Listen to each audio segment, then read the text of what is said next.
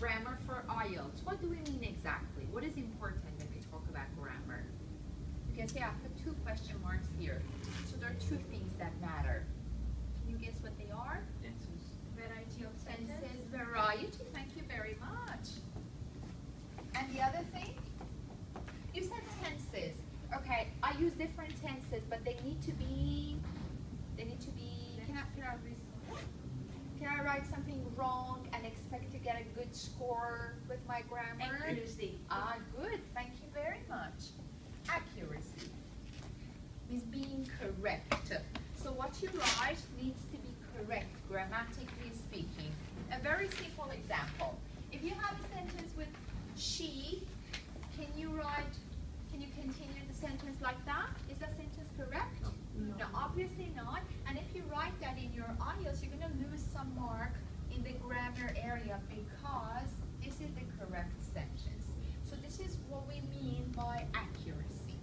Okay? Now, the other thing that matters is variety.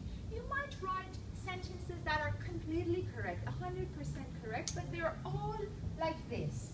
Very simple, basic sentences, all present simple. Do you think that will do? Will you get a good score? Obviously not, because a lot of people can write simple sentences correctly without making any mistakes. What you want to show the examiner is that you are capable of writing a variety of types without making mistakes. Okay? So today we're going to talk about this variety of sentences briefly, and I would like you to write some sample sentences like that. The variety that we have in mind for IELTS are these 4 types of sentences. Just have a look. We've got simple sentences, compound, complex, complex, and compound. Okay? So we want to have them. We want to have them all in our writing. Not just 1 or 2, all. Okay? Starting with the simple sentences. Before we talk about that, tell me what the correct simple sentence structure in English is. A very simple sentence, it starts with a subject. Thank you. And then? Very good. Excellent. A very simple sentence. I eat dinner. Very simple. Just 3 words, but I would be the subject, eat would be the verb, dinner would be the object. Okay? Now, the kind of simple sentence that we want for IELTS is based on this structure. We just expand it a little further, make it look nicer. Okay? Starting with the subject. You know that subject in English can be I, you, she, he, they, we. It can also be a noun. It can be like Paul, Janet. It can be my mom, my friend. These are all subjects, aren't they? We don't want these kind of subjects for our simple sentences. We want something nicer. Does anybody know another way of making a subject in English? Yeah, louder please.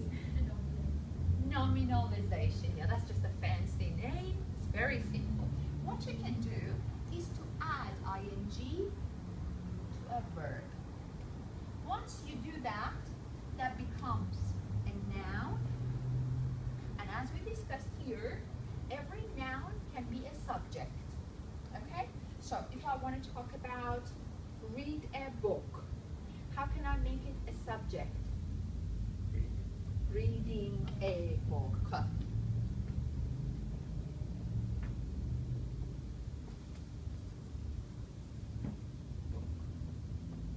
It's more than 1 word, but it's all subject. So help me with this.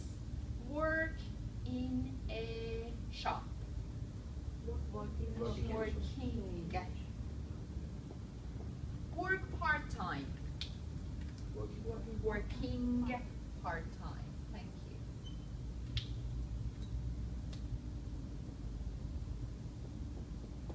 Okay, good. So that becomes our subject. What do we need now?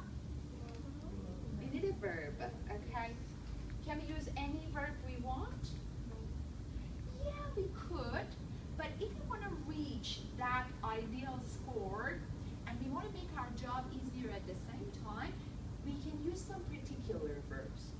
that will really help us. So for the verb idea, we have these useful verbs. Hello, help, encourage, and sometimes you need to say something a little more negative because these are all very positive. You could use force. So one more time, every verb will do. But because we're looking for a certain structure, these verbs will be perfect for what we want to do afterwards. Okay? Let's come to the sample sentence we've got here. Working part-time. I'm going to complete this sentence about college students, university students. Which one do you think will be nicer to put there? Allows is good, helps is good. So I'm going to put the verb over here. Just remember something, there's a little trick here. Yeah. Because your subject is working, is singular, is one, right? It. You gotta have your S over there if you're talking about the present tense. So working part-time helps. Therefore, we have the verb. What do we need now? Object. Object can be anything very similar to subject, just a little bit of change of pronoun. So you can have me, him, them, her, or you can have a noun. You can say people, students. There's no end to it. It can be anything you want it to be. Well, we're talking about students here, so we say working part-time helps students. So that's our object. Now, let's have a look at it. Working part-time helps students. Do you think the sentence is finished? No, it does not make sense yet. I need to go on. Okay, how would I go on from here? Excellent. So I need to do something.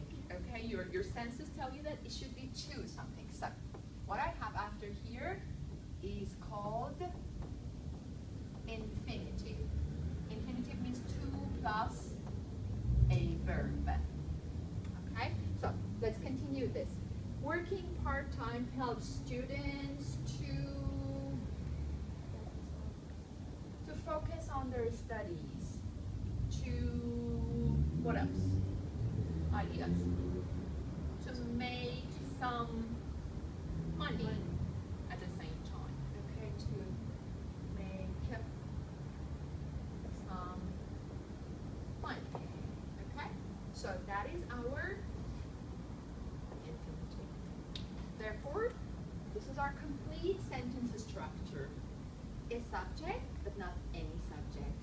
A subject that's made from a verb plus ing. Then one of these verbs. Don't forget the S if it is in present. You've got your object there, and then you continue with the infinitive. You've got to pay attention to two things here. One, you have every piece in the correct place. Two, the meaning makes sense. Okay, you just control the whole sentence to see, yeah, that makes sense. That's a good sentence. Okay, any questions so far? You want to give it a try? Yeah, let's write some simple sentences. What I'm going to do is I'm going to give you a handout. It's divided in 4 sections. Let me show you.